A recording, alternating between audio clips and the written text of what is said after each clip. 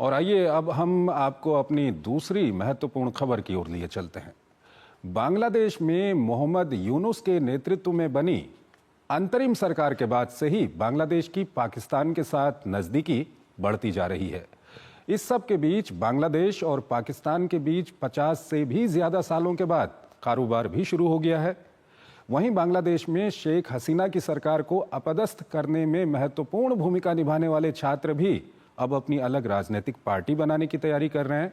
साथ ही एक और महत्वपूर्ण तथ्य है, वो ये है कि बांग्लादेश के सेना प्रमुख ने वहां की अंतरिम सरकार को चेतावनी दी है। क्यों दी है, आइए ये रिपोर्ट देखिए। पाकिस्तान की चावल की चाल में फंस गया बांग्लादेश।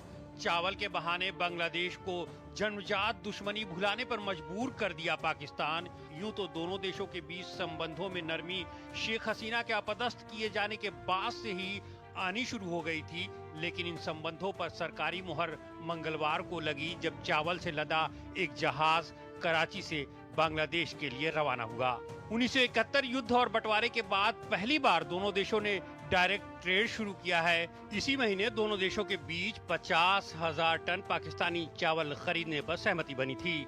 आमतौर पर बांग्लादेश भारत से ही चावल खरीदता रहा है, लेकिन भीषण महंगाई से जूझ रहे बांग्लादेश ने अधिक कीमत पर चावल खरीदकर अपने देश में पाकिस्तान की पैठ बढ़ाने की कोशिश की है।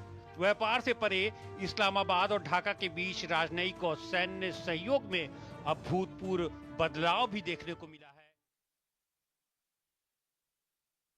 मंत्री अश्विनी वैष्णव नई दिल्ली रेलवे स्टेशन पहुंचे हुए हैं, कुछ बोल रहे हैं वहां पर, आइए आपको सुनाते हैं। नई दिल्ली रेलवे स्टेशन पर पवित्र महाशिवरात्रि के अवसर पर विशेष व्यवस्था की गई है।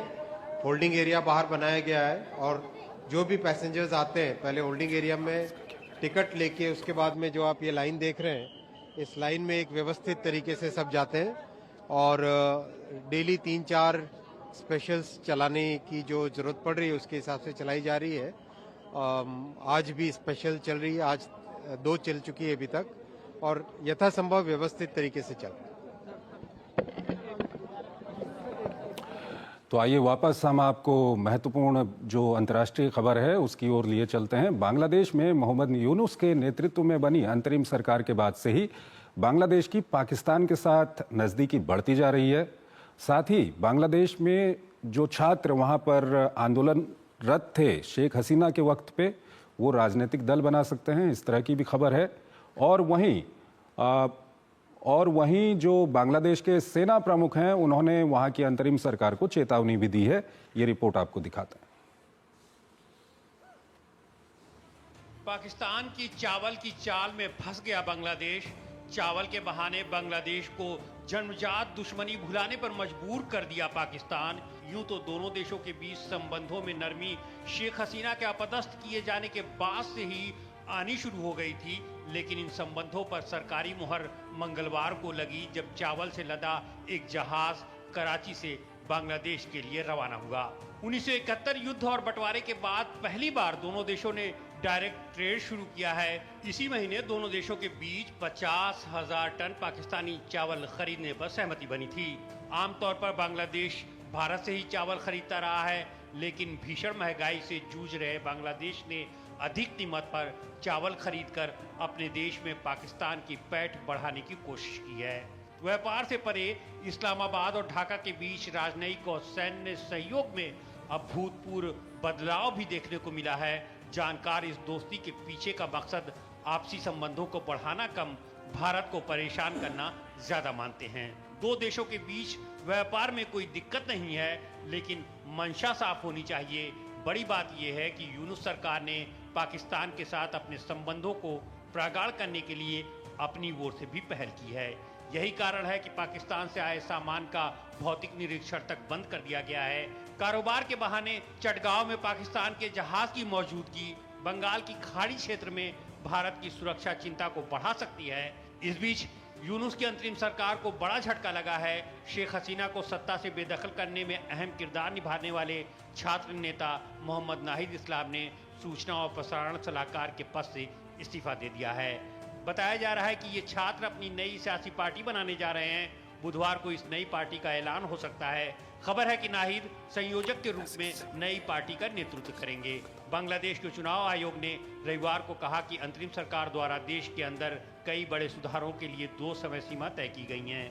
दिसंबर में बड़े सुधारों की स्थिति में जून 2026 के आधार पर आम चुनाव की तैयारी चल रही है। इस बीच सेना प्रमुख वकारुज्जमा ने चेतावनी देते हुए कहा है कि अगर प्रशासनिक कार्यों में सियासी दखलंदाजी इसी तरह जारी रही तो देश की संप्रभुता खतरे में पड़ सकती है। उन्होंने सशस्त्र बलों से अपने अंदर किसी भी तरह के विभाजन को पनपने न देने की अपील की। सेना प्रमुख के ये बयान बांग्लादेश के ताजा हालात बताने के लिए काफी हैं। सुशील कुमार सिंघल हमारे साथ जुड़े हुए हैं, विदेशी मामलों के जानकार हैं, उनसे हम बातचीत करेंगे। सिंघल साहब, ये रिपोर्ट हमने दिखाई अपने दर्शकों को। इसमें एक महत्वपूर्ण तथ्य ये है कि जो बांग्लादेश के सेना प्रमुख हैं उन्होंने कहीं न कहीं अंतरिम सरकार को चेतावनी दी है, कहा है आप संस्थाओं में इंटरफेयर ना कीजिए। ये कितना महत्वपूर्ण हो जाता है?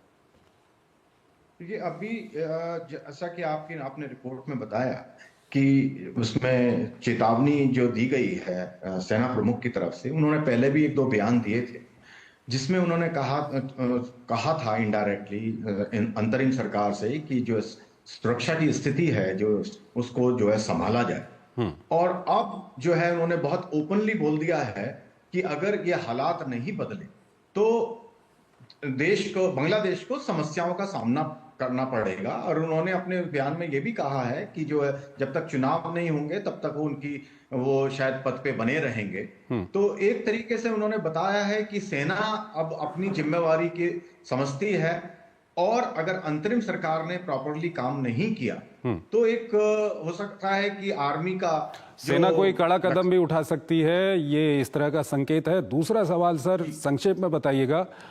एक तो यह है कि जो छात्र वहां पर जिन्होंने आंदोलन किया था वो अपनी राजनीतिक पार्टी बनाने जा रहे हैं।